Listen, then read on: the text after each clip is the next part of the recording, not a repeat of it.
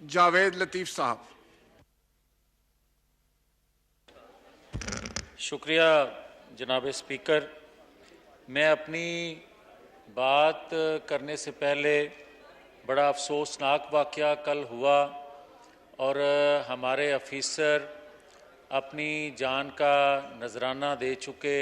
अल्लाह ताला उनको अपनी जवारे रहमत में जगह अता फरमाए, उनके लवाहकीन को सब्र दे।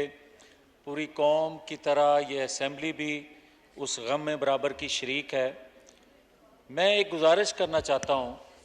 आज एक जनाब स्पीकर फैसला आया और उस पर जब ये कहा जा रहा है कि ये ममनुआ फंडिंग केस है, फॉरेन फंडिंग केस नहीं है, तो मुझे ये कोई बता दे कि क्या कानून जो है ममनुआ फंडिंग की इजाज़त देता है? क्या फॉरेन फंडिंग केस की तरह ये जुर्म नहीं है?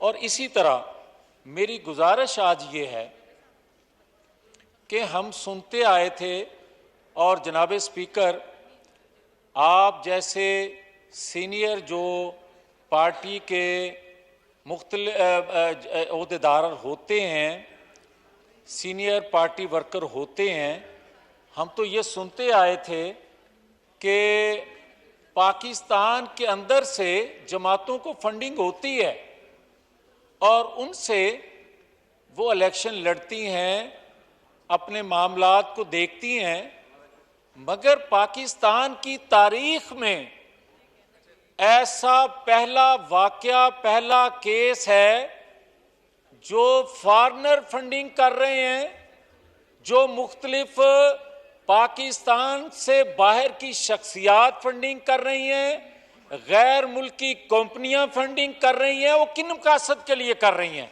असल इशू तो ये है।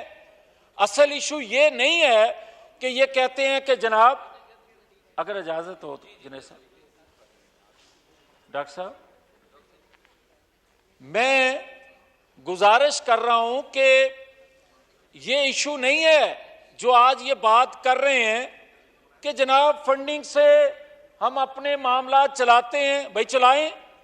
हमारा इशू तो ये है कि फॉरेन लोग जो हैं, कंपनियां जो हैं गैर मुल्की, उन्होंने आपको किन मकसद के लिए पैसा दिया और आपने वो मकसद कब कब और किस तरह पूरा किया।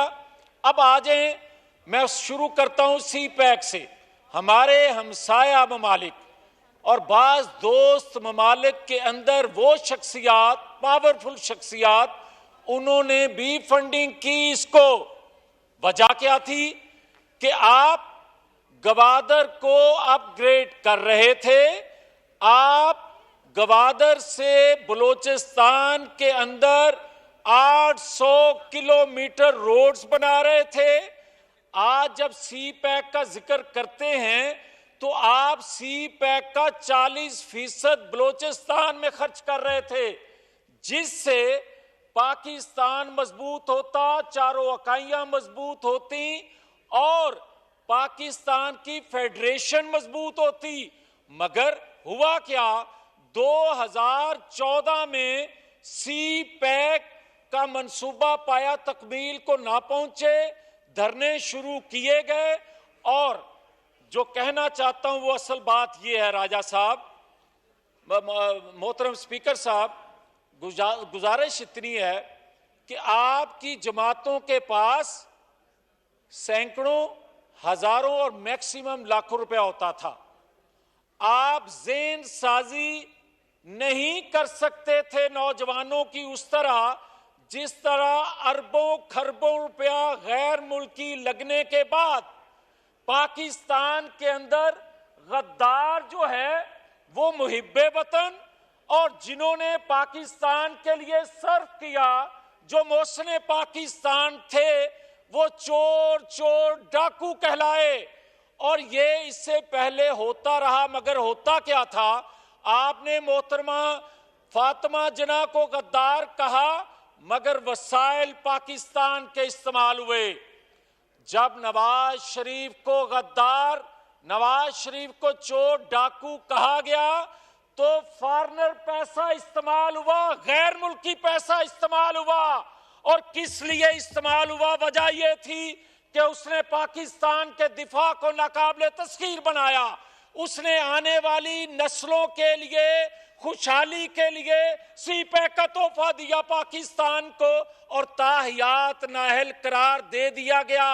जनाबे स्पीकर, मुझे कोई ये बात समझा दे कि एक MPA MNA अगर अपना कोई अकाउंट जिसमें 10 रुपए हो या 20 रुपए हो वो शो ना कर सके किसी वजह से कि वो अकाउंट उसका बंद हो चुका है, तो वो तो कोई दरखास्त लेकर चला जाए इलेक्शन कमीशन में तो ताहयात नाअहल हो जाता है। मगर जो दर्जनों अकाउंट अपने छुपाए और अरबों खरबों रुपया शो ना कर सके, वो लाडला कहलाए इस वजह से कि बकौल इमरान खान के जो कमजोर लोग हैं, छोटे चोर हैं, उनको तो पकड़ लिया जाता है मगर जो ताकतवर हैं उनको नहीं पकड़ा जाता। तो आज तो बात साबित हो रही है कि अरबों खरबों रुपया खाने वाला जो है उसको नाहल उस पर कब अज खुद नोटिस लिया जाएगा।